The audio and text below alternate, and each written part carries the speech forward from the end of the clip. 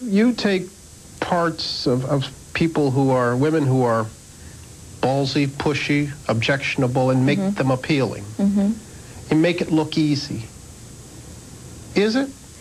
The hours are very long. In that way, it's not easy. The hours are long, the pay is good, the clothes are tight, the heels are high. That part's not easy.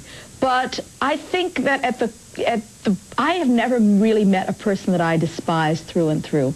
I mean, I'm sure they're out there. I know there must be some of them out there, but I've never really come in contact with them. I read about them all the time, and I say, oh, I know I would kill that person if I ever met that person. But in my experience, it has been that everyone has something, some kernel in them that is worth digging for. Everyone has something about them that's worthwhile. Maybe they have a wonderful sense of humor. Or maybe they have a wonderful sense of color. Maybe they can really, like, make a dollhouse.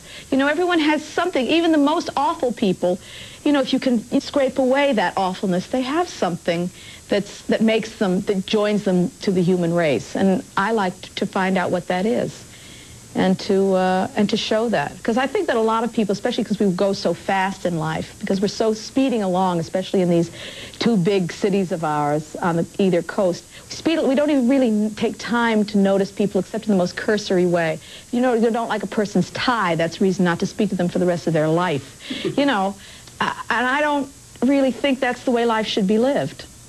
So, yes, they're pushy, but I believe that they have something good about them. That's why I'm able to make them appealing.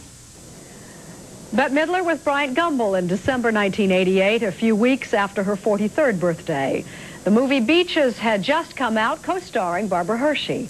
I cannot believe you're bringing that up again. Yeah, well, it's the most inconsiderate thing anyone's ever done. I told you a million times what happened. I went to the Iranian Queen for a pedicure. His manic depressive boyfriend stole my purse with everything in it. I didn't have fun. Richard. Would you object if I said you've been doing a lot of buddy films? No, I have been doing a lot of buddy pictures, and I think it's, yeah, I think now I seem to be on the mother-daughter.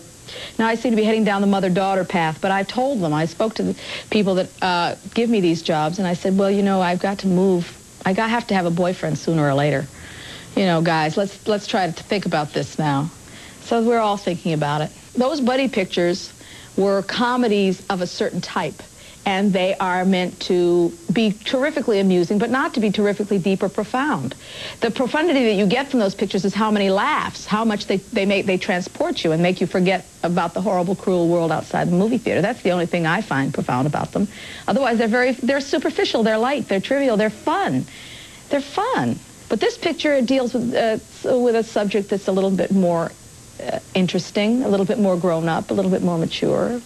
And it in its own way is also very entertaining, because none of that, you know, there's no lecturing involved in this picture. It's just the audience comes to it with no expectation, and as it unfolds, they find themselves being pulled into this relationship, and it turns out to be about something that they didn't think it was going to be about, and that was the challenge in making it. So look ahead for me a little bit. What happens now? This is the second in the three-picture deal, because Stella Dallas is the last of the three, and then I have 4 after that.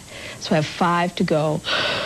Holy Toledo. And then I have 2 pictures with 2 other groups.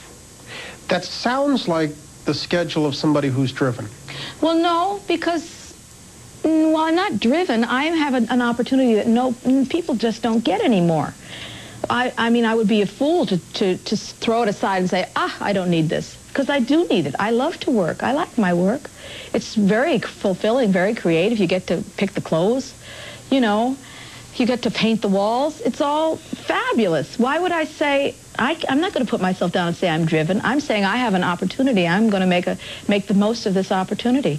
It's such a rare, nobody these days gets a chance to belong to a studio and have pictures written for them and produced just for them. And I am in such a great position. Why you? You know, I wonder all the time. I don't understand why. I think because I'm cooperative. That's the only thing I can think is the reason. There no, must I really be other mean cooperative that. people in this town. They don't get deals.